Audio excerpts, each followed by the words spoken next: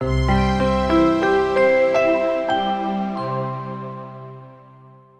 evening, Dr. Abdul. Good evening, Engineer. How are you? I'm okay. I know that it's been a very busy day for you. Yeah. I know all that you've been doing, coming into your professional contacts and meetings all day today. Yeah. But because of your interest in sustainability, you make time to come in here to talk to us and see what we're doing in the Pulse Learning Hub. Yeah. So welcome indeed. Thank you very much. The particular reason why we've come to want to talk to you is, we've been talking about what happens with all these things we hear about the regional centers of expertise, RCE, of the UN bodies. So what are you doing in it concerning Nigeria, the RCE in Mina? Yeah.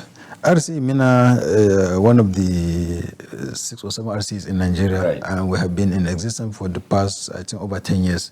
And, we are into environmental issues, into children, environmental awareness, and also other social issues within the environment that is very peculiar to the community.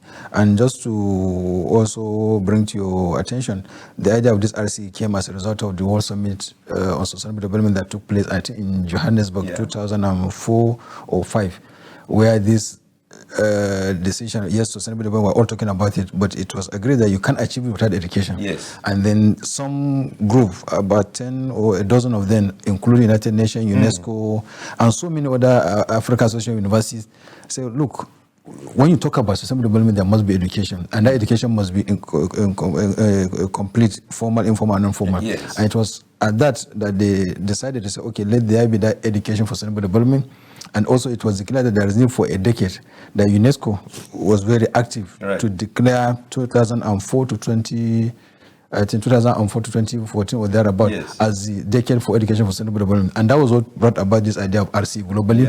We started with around 6 or 7. Now we have over 100. In Nigeria, I think we have either 6 or 7. We have Lagos, Kano, Mina, Ilorin, Yenagua, and Ogun. And doing all working together to bring about systematic change at their local community, working together to bring change in the environment globally. I must congratulate you, Doctor, for making RCE come to Mina also. Well done and congratulations. Thank you very much. I think I heard you talk about SIRA sometime. Just quickly tell us about that. The SIRA program was, just like, of course, it's a common problem now, youth racism everywhere.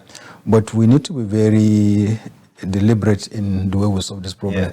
So what we did after, Mina used to be a very peaceful environment, accommodating, cosmopolitan, people from different parts of Nigeria because of railway. Zungeru, Mina, Baro is a kind of... talk about Zungeru, very crucial and important. So because of the youth resiveness, overnight, Mina turned to something else.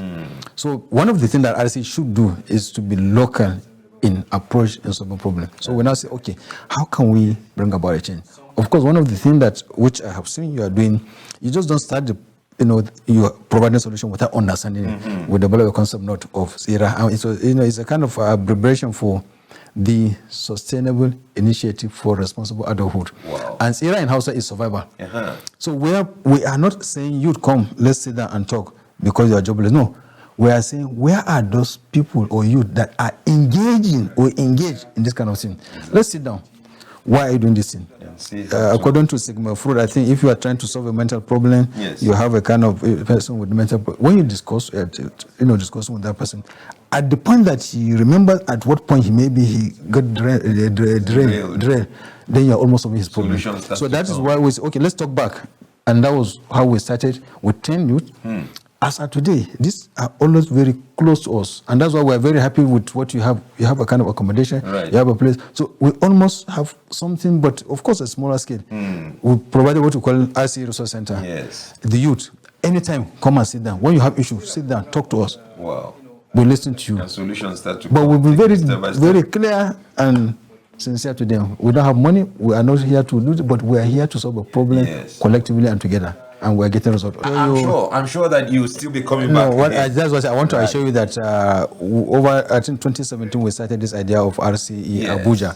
And I think you are just, it's not only about the learning hub, but this is the RCE hub in Abuja. So which I think you are providing. And I want to be very candid and sincere that for Africa to move, we must start thinking of the next generation in a very different way. Very true. We must start being accommodative, brother's keeper, and they're actually talking about the issues that are sincere, genuine, and then we can solve. It's not about, I want to, what can you do in your... What can you do? I think that's most important. What can you do now? Take it from where you are. We can solve problems at a go.